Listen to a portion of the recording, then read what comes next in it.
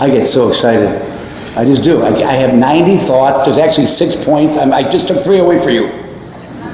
I did. I had 3 there. Just boom, they're gone. So I got them down to 3 because I got so excited. I said the last Mass, but I just got so excited in the joy of the Holy Spirit when I heard, "What do you want from me?" And the blind man said, with the deepest longing in his heart, "I want to see." And we all know what he meant. Even though we were not blind. He wanted the gift back of physical sight. He wanted to see his wife, his children, if he had them. He wanted to see a neighbor. He wanted to see a tree. He wanted to see a sunrise. He wanted to see, I don't know, I wear glasses when I drive, but when I eat, I want to see my food. I don't know what he wanted to see. He wanted to see the rivers. And as I heard that, I thought to myself, I really want to see. I can see all the things he can't see physically. I want to see the deeper parts of reality, the deeper meaning God put me in life for. I want to see the deeper meaning of my existence. I really, really do. Of all the reasons, so that's why I'm cutting out the 3 points. Of all the reasons we came here today, there's a lot of motives. Some did not come here willingly. It's okay. They're teenagers. Someone brought their husband. Someone brought their wife. Someone's searching. Someone's investigating. Someone's visiting. Of all the motives to come here today, and none of us has a pure one. Start with this guy over here. I do it for the 20 grand a year. Come on, let's be honest. It's the dental. I got great dental. Love that dental plan. My goodness. I get 2 cleanings a year. Plus, I know the dentist. She writes off what the diocese doesn't pay. No, we came here to thank God. We came here to be part of the perfect Thanksgiving. Eucharist in Greek means thanksgiving. We want to participate communally, publicly, in a procession that's been going on for almost 2,000 years. We are 17 years short of 2,000 years of participating in the perfect Thanksgiving. Through Jesus to the Father for dying on the cross for us, saving us from eternal death, and giving us life. And giving us the joys of life. And giving us the insight and the heart and the mind. Those of us who have been so blessed to be sensitive and grateful. God, you gave me all this. I want to thank you. I want to pay you honor. I want to give you glory. And then we receive communion and we're sanctified. And hopefully we receive the joy that God gives us. This is the point I was going to make. I went past it. I'm coming back to it. A week ago, Father Bachlan gave a talk in the social hall. Father John Bachlan, who's getting his PhD. He's a great priest. He gave a talk on humor. And I saw the video. I watched the video. And I felt redemption watching the video. He talked for an hour and 25 minutes. I felt, an hour and 25 minutes, huh? Wait till the 9 o'clock Mass on Sunday. I will show him. But it was an awesome talk, and he asked a question, did Jesus laugh? And it's not in the Bible. But we can easily infer that him being fully human, he laughed. He did not mention, I don't want to correct Father Bachlan up here, but G.K. Chesterton, a great author. If you don't know who he is, too bad. Google him. He wrote the book Orthodoxy, and at the end of the book he wrote, if you ever caught Jesus alone, so you spent a lot of time alone in prayer, I suspect you see him smiling, and I know if you got close, you'd hear him laughing. And what would he be laughing about? Us, of course. Those apostles, what did they think? They still don't get, oh, don't say he wasn't Italian. They still don't get this, right? So the point is, what's the point? Oh, we got this gift of thanking God. We came to Mass. We got to have a sense of humor. We got to have joy in our lives. Because the next thing you came here to do, whether you know it or not, is you got to leave. We're not monks.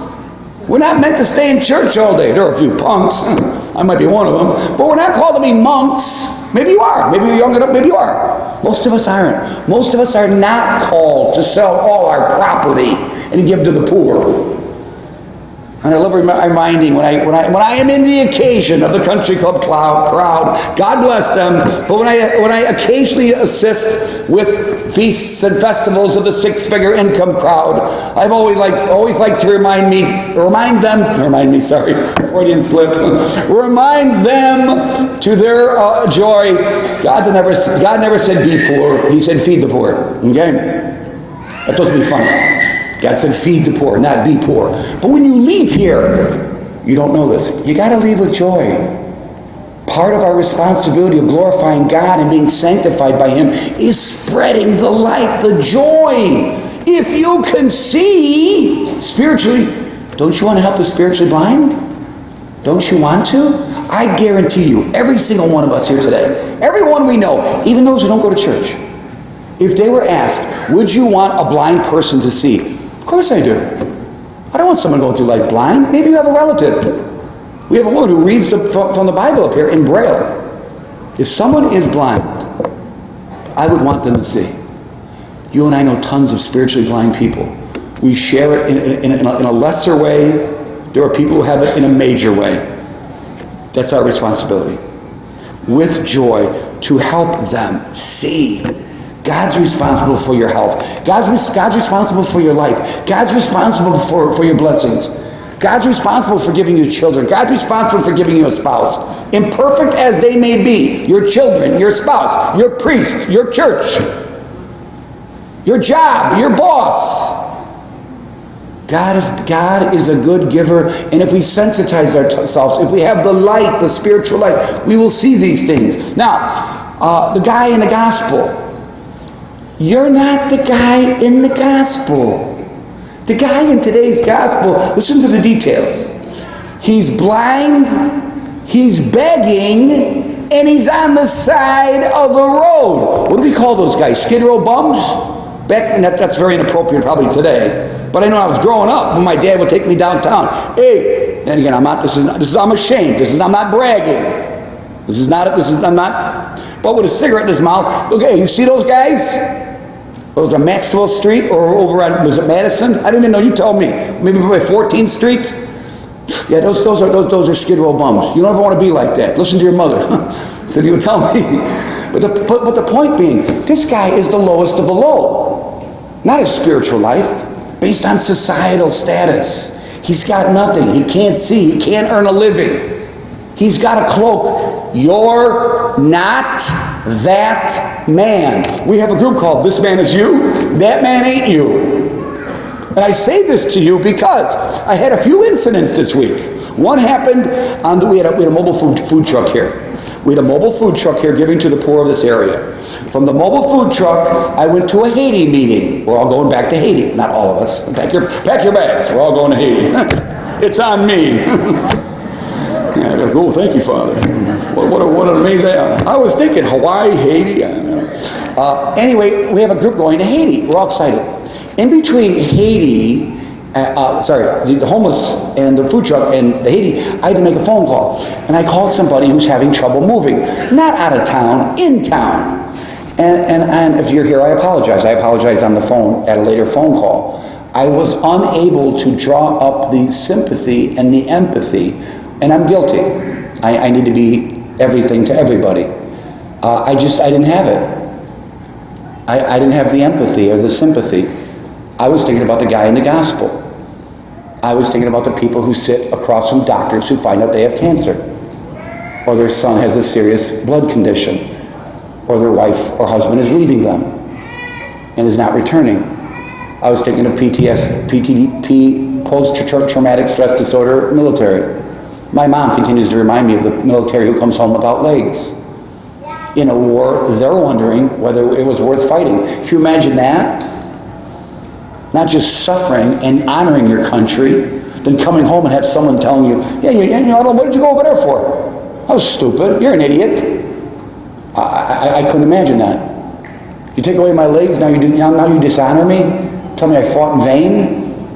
The list goes on and on. There are women who are struggling with infertility. The list goes on and on. One senior, Monsieur's doing fine. He had back surgery. He's healing. His problem is he can't sit still. He needs some of my problem, sitting still once in a while. But he keeps moving. He's doing fine. The point is, I confused this poor person on the phone. Sometimes the point is we make more of our troubles than we need to make of our troubles. We need a sense of humor. We need to roll with stuff. Look, how many times in life did a cross appear in your life that after the fact, maybe a week, a month, a year, maybe 10 years, you thought, okay, now I get it. Now I get it. I realize why I went through that.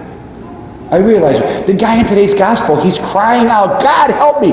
I know at least 10 stories of alcoholics locked in hotel rooms. At least 10. I can think of 10 locked in hotel rooms with booze and maybe a handgun, thinking, am I going to end it all? Because of their confusion, their depression, their alcoholism. And I know 10 survivors, I know some who did not survive, who actually said what this guy said. God, please help me. I know 10 miracle stories. I know 10 people I can produce for you who will tell you a story like that or similar, and they cried out like a poor blind beggar, a skid row bum with nothing, and God came. And they are miracles. And they know they're miracles. And those who've been to war, spiritually, emotionally, or actual wars, generally speaking, this is funeral home guys and women. A lot more women are in the funeral home business these days. That's okay. There's a lot more women, just as a fact, since I've been a priest, in the funeral home business. They got the best sense of humor. Funeral home people, talk to them all day long. They do. They got a great sense of humor. You ever see maybe you have. If you see a sourpuss funeral home director, let me know. I'll have them fired. No, they deal with tragedy all the time. Firefighters, police officers, moms with suffering children. I know a family who's got a kid in serious trouble. They go to the Mayo, and the community of the sick families that they gather around have given them the strength they could not have gotten otherwise. That's why support groups work. That's why there's empathy among drunks who try to get sober and stay together. Cancer survivors who stay together. There's a language they speak. There's an understanding they have. But I'm just trying to focus on, generally speaking, we're not this guy. That ain't us. We got to put our problems in perspective. If God was going to give us a true spiritual life, He would have us prioritize our problems. And what's my problem? Our problem? I just was in the chapel in between masses. I don't pray enough. I don't sit still enough. I don't meditate enough. I don't read scripture enough. I got to work on being nicer to Father Simon, but we all do. No, I mean, those are priorities. I got to be more sensitive to people. Look, I apologize. I apologize to the person moving. I didn't think that was that big of a deal. The person had movers. It wasn't like they had to carry the piano on their back. Again, my point is, here's my point. If you have some of these troubles, and I guess I'm going to confession publicly. It's a public confession. If your problem is you're moving from a 4-bedroom home to a 5-bedroom home, and you're struggling, please don't call me. Call Monsignor. Monsignor loves everybody. I don't know how parishioners in this parish put up with us. Seriously. You got 3 guys. You got Father Simon who talks like this. You got me just yelling at you. You whiny people. Come on. Your suffering isn't real. You haven't experienced that. Then you got Monsignor Hermes. I love everybody. You think we have a schizophrenic parish? I mean, seriously. I mean, you got 3 guys. You got, get in there and fight. God loves you. Even his voice. You know what? Do not say this. You better do it.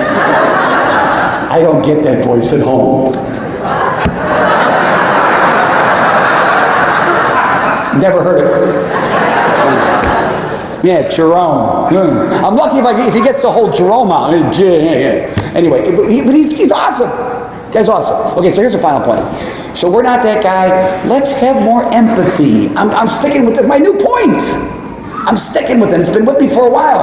Let's empathize with the less fortunate. All those people who came out, don't raise your hands because they'll give away your grace. For the food truck, I see some of you. They love doing it.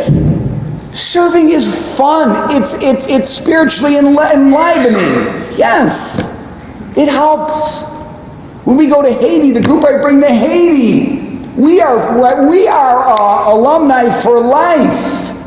Those who go to Haiti with me, we're alumni for life. We can talk about things you don't know about. I told them, the poor people were getting the food. They had to listen to me too. You want free food in this parish? You got to listen to me. Yeah, that's like, no, we don't want the free food. Sorry. The Methodists don't make us listen to the priest. We get free food by the Methodists. But I told the Methodist people, I said, look, you might not understand this right now. And I might shock some of you. But what you see going on an hour from here with all these shootings and all the bad neighborhoods, that's not poverty. It's not. We can show you real poverty. That's not real poverty. We call it poverty because it's relative to American standards, the United States standards. That's not poverty. You got a refrigerator? You got electric? You got a roof? I'm serious. I don't expect you to go there and understand all this. But when you go to Haiti, you get it. You're like, whoa. People live like this? So let's all empathize more with the guy by the side of the road. Let's empathize more. Let's sympathize more. St. Francis, let's seek not to be understood, but to better understand. Let's seek to console more than to be consoled. And you see what he did? The crowd tried to quiet him down. Jesus, Jesus, Jesus. No, shut up. You are not going to see Jesus. Be quiet. Our poor young people whose parents don't take them to church, who don't know about God. Outside these walls, the media, the commercialism, the society is screaming to children, shut up. Your God, if he does exist, is a cruel God. You don't want that guy. You don't want church attendance. You don't want to hang around with those who go to Mass. You don't want to be known as a Christian. It's screaming at all those people. Those kids who got the 4-bedroom houses or 3-bedroom houses or 2-bedroom houses, spiritually, sadly, because of some of their parents' choices and their own, are worse spiritually than Bartimaeus sitting by the side of the road. Because they don't know what their priorities are. They don't know that God is loving, good, and healing. They don't know that God has a plan in their life, has a purpose. They don't have that stuff. That's sad. There are voices operative in our lives. Sometimes in marriage. Sometimes in families. Sometimes in organizations and workplaces. Be quiet about calling out for Jesus. I can't imagine if I don't want to mention any of their names, but if a government official, actually Holgram, what's his name? Congressman Holgram? What's his name? Halgram, I want to get the name straight. This is being taped. I was at a dinner. He said a prayer publicly. This is not an endorsement for a politician. I just never heard one. Pray publicly. He prayed. Whoa. What if someone ever did that on television? What if they got, when they all get in front? Did you ever watch? I have to watch this. I think it's part of my job. And they get in the photo shot. The senators or the congressmen, they have a pecking order. And you could see them jockeying around for the picture. What if someone ever said, hey, by the way, we're going to say a prayer. We're going to pray like Adams or Jefferson or Washington. You don't hear that because the voices of society try to silence us. So finally, he goes, Jesus, help me. Like the poor man in the hotel room or the suicide victim before. Maybe they never get to the point to ask for help. Maybe they bury through depression or sorrow or drugs or alcohol these cries that if they otherwise would have came out, maybe help would have came. Because we know our God delivers the poor. He hears the cries of the poor. So this poor man being told to shut up persists. He pursues Christ. He goes after Christ. I am not taking no for an answer. Those young people, you young people who come to Mass, God, are you blessed? You are so blessed you don't even know it. You are the minority of the minority of the minority. You are, and you're awesome. And keep coming. It works. It so works. God will reward you. I'm not selling riches for coming to Mass. But you are more likely to marry someone like you. You are more likely to get a job where you're service-minded. You're more likely to care about other people more than you are yourself. And if there's a cancer sadly plaguing our society and the first world, it is all about me. My insane, selfish me. What have you done for me lately?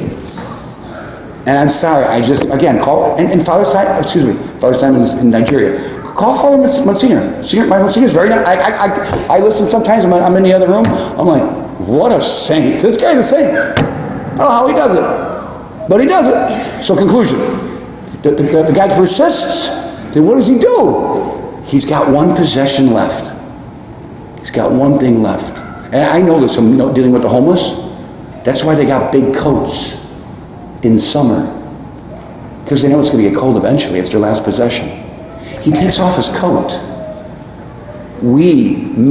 I got to take down my pride. I got to take down my public persona. I got to take down my desire for status or to be liked or to have a comfortable life. I got to take it down. I got to take it off. And I got to pursue Christ more radically. I got to attach myself more seriously. I got to take off this cloak of selfishness and my false persona and put on Christ. And then finally, when I see him, which is the whole purpose of this, an encounter with Christ. An evangelization is having an encounter with Christ. The guy sees, he goes, your faith has saved you. Let's get to what is it? Go your way, your faith has saved you. Immediately he received his sight. Did he go back to the booze? Did he go back to living a bad life? Did he go back to bad choices? Did he go back to selfishness? Absolutely not. He left all of that and his cloak, and he followed him on the way.